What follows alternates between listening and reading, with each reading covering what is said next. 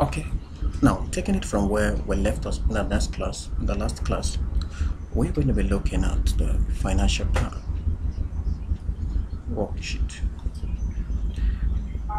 Now, if you're following and if you're also imputing into your sheet, you will notice something, that the information you entered into the operational sheet and the forecast sheet, the system pulled it straight into the financial plan sheet.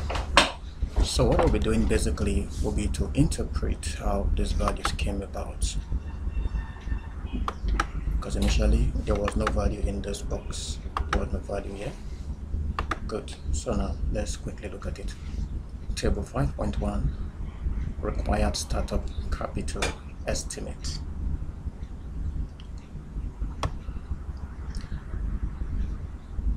Now we have our items column, we have the amount column, and we have comments. The pre-operating expenses from what we have here is 3,960,000. How did we arrive at this operating expenses? What we need to put in place before we kickstart our business? Pre-operating expenses. If you look at the formula bar, you'll see an equal sign, operational plan, exclamation mark, M20. What does this mean? It means that this value came from the sheet called operational plan, pointing to a cell denoted by L20. Now let me not get you confused. I'll take you straight back to the sheet and take your attention straight to the cell where this value came from. Look at it, L20. So let's go, operational plan. This is columns L, this is 20. Now let's see how we got this value. This value we have here came from the summation of L15 to L19. Let's trace L15. If you move down and click in the cell, this is 15 and this is 19. So it means when we take the summation of the value in this cell down to this cell, it gives you this, and it's referred to as the pre-operating activities and expenses. Your rent, the equipment you need, the renovation, the advertising, and the registration. That is your pre-operating expenses. So the system took the total here and dropped it here for you. Then the opening stock came from the same worksheet, looking at columns and row 11. So let's go back to operational plan, columns N, this is N, row 11. How did we arrive at this? When we took the opening stock, the system did a summation, or rather when we imputed the opening stock, the system did a summation for us. So the value we have here is now brought to this very sheet. So we have our opening stock value. Then let's see how we came about the initial operating expenses. This is coming from the same operational plan sheet, columns Q, row 11. So we'll go straight back. Columns Q, where are you? This is columns Q. Columns Q, row 11. Good. Now, if you look in the box here, you have Q9. Where is our Q9? This is Q9. Okay. So the initial operating expenses, talking about the first 2 months, is the value you have here, which is what? we have here. So that was how we came about this value. Now looking at the total startup capital, the estimated startup capital, how do we generate this? They said when you add the value, the pre-operating expenses to the opening stock to the initial operating expenses for the first 2 months, you are going to get this. So this is the total startup capital. Now let's see where the fund will come from. This is what you need. Let's assume that of this money, what you can readily make available is 20%. That's why we have this here. If what you're making available is going to be more than 20%, you can go ahead and make the adjustment here. But in this case, we are saying that you're making 20% available, and that's why you have B6 multiplied by 20. What cell is B6? Let's look at it. B6. In other words, of the total startup capital estimated, you are going to make available 20% of this. So if what you're making available is 40%, what you need to do is to come to this place and alter the value to what? 40%. Now if I take 40% and hit the enter key, the system updates my personal fund. So it's no longer 20%, it is now 40%. I hope this makes sense to you. Now if that is the case, it means that what I need from the bank is no longer 80% but 60%. So I come straight and update this to 60%. Then I come into the cell. To get this, I just subtract what I'm making available from the startup fund. So this minus this gave us this. Now the total funds sourced is the same thing as what you have here, which is, if you click in this box, it says summation of B8 and B9. That is when you add this to this, you get this. Okay, I'll stop here. In the next class, I'll interpret what we have in tables 5.2. I hope you find this informative. Thank you. Okay, welcome back. In this class, we will be focusing on operational plan. From what we have here, we have a table called depreciation schedule. We have the pre-operating activities and expenses. We have opening stock, and we have operating activities and expenses. Now, let's take it from this point. Here, what we'll need to do is to list the equipment we need for our operation. Let's say we'll need laptop or laptops, as the case may be. You go in here and describe this piece of equipment. So you impute what this equipment is. Let's say for capturing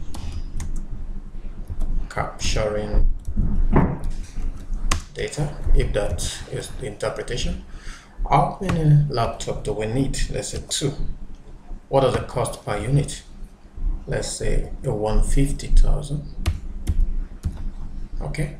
Now, once you impute this, the system generates the value. You don't need to impute that. So how did we arrive at this? The system multiplied the value you have here in your cost column with what you have in the unit column that gave us this. Now, the next thing is to determine the lifespan of our equipment.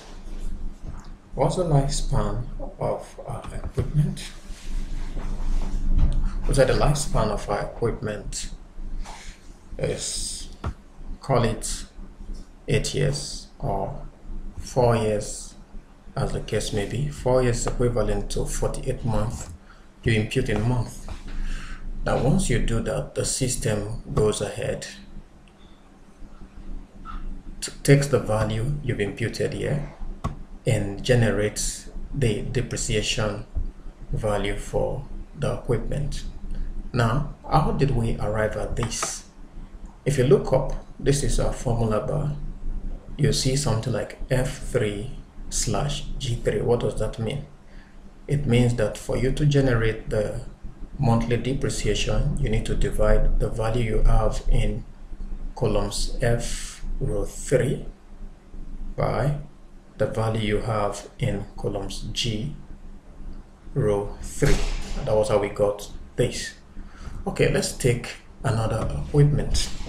Let's call it a car. So we need a car.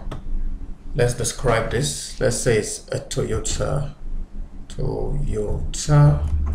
Camry. Okay, we just need one, and let's say it goes for a 3.5 million. 3, 5, 1, 2, 3, 4, 5. Okay, we have 1, 2, 3, 4, 5. Okay, 3.5 million. Good. We can readjust this to display what we have there. Then let's say the lifespan for this is 4 years. So we had 48 months. How did I arrive at 48? I multiplied 12 by 4. That gave me 48. Once you do that, the system automatically generates the monthly depreciation. Okay, now if you are observant, you discover that while I was imputing here, the system was updating this cell. If you look at what we have here, the summation of the value here and the value here gives us this, because this value came about by summing up what you have in this very column. And this value we now transferred to another table here. This is our pre-operating activities and expenses for equipment. Look at the description, see table 3.1 for details. This is table 3.1. Now this cell is not wide enough, so what we need to do is expand the cell. Can you see that? Good. Now the next thing we need to do will be, we're done with this. You can go ahead, if there are other items you need to list, you can go ahead and add them, but I think we're okay with this for the sake of time. Let's come over here and enter 2-year rent, 24 months. 2-year rent, in this case, let's assume that in 2 years you will be spending, say, 1 million, depending on the location. 1 million. 1, 2, 3, 4, 5. Good. 1 million. Now let's also, if you're going to have, if you may need to repaint the building, or you need to fix one or two things in the building, we can put a cost to that. Let's say you need like 100,000 to do that. Then let's say for your kind of business, to create the awareness, you would want to use some online tools to achieve that. And let's say your budget for advertising is 250,000. Good. Then your business name registration. Let's assume that you got a good lawyer who is willing to collect 60,000 for a limited liability, 1 million ordinary shares. Okay. Now, if you observe it again, you discover that once I started imputing here, the system updated what I have at the bottom. So my pre-operating activities and expenses table gave me this as the total amount needed. Here, let's come over here and specify opening stock for what we want to do. let's assume that I have photo book. Okay, I didn't add camera here, but just permit me, let's say one of the stock happens to be photo book 24. By that way, referring to photo book with 24 sheets. Then let's say I have another stock called photo book 25, or rather photo book 64. Okay, that should be enough. Now the quantity, let's say we have 10, and over here we have call it 5. Unit cost, let's say this goes for 20,000. Good. This goes for 45,000. Okay, good. So we are good. Now the summation of this and this gave us what we have here. Now the next thing to do, we are almost done with the operational plan. The next thing we need to do is, let's just go ahead and for our operating activities, let's at least say what happened in the first 2 months, which is our P1 salary. What would the salary expenses be? Maybe you're paying 2 workers and yourself. Let's say for the first 2 months, it's going to be something like 500,000. 500,000. Okay, good. Now for repair and maintenance, let's say you're projecting 100,000. Is that 100,000? 1, 2, 3. 100,000. Then advertising for the first month. This is what we are budgeting. Let's say in the first month we're going to use like 10,000. First 2 months rather. Okay, let's say we're going to use like 20,000. Okay, fine. Then delivery and transport for the first 2 months will take like 10,000. Okay, good. That's 10,000. Then telephone for the month, let's say it's gonna take like 1,000. Utilities, other things that you need to spend, maybe water bill and other NEPA bill for the first 2 months. Let's say that will cost let's call it 3,000 naira. Okay, good. Now from what I have here, the initial operating expenses is what you're seeing here, 631,000. In the next video, we'll be looking at the financial plan tab. I hope you learned 1 or 2 things from this video. See you in the next class.